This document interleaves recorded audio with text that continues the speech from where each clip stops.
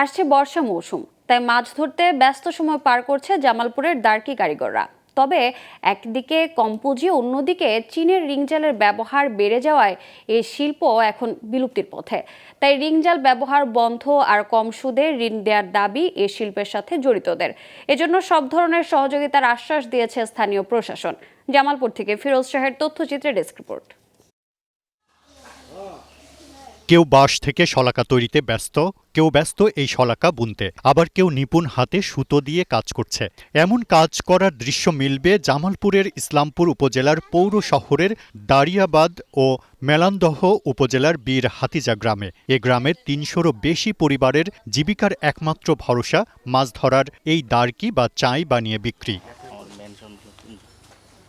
এসব দার্কি স্থানীয় চাহিদা মিটিয়ে বিক্রি হয় বিভিন্ন জেলায়। বর্তমানে এই শিল্পটি প্রায় বিলুপ্তির পথে, তাই চীনের রিং জালের ব্যবহার বন্ধ ও কম সুদে ঋণ ও কারিগরদের প্রশিক্ষণ দেওয়ার দাবি উদ্যোক্তা ও কারিগরদের।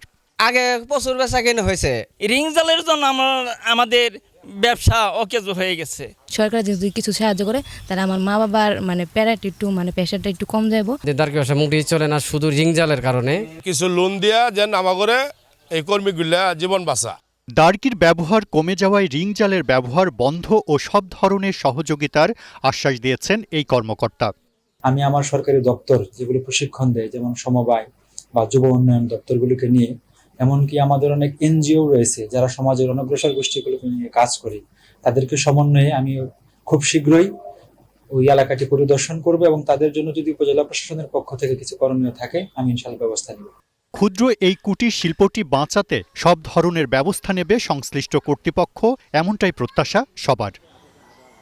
Global television news desk.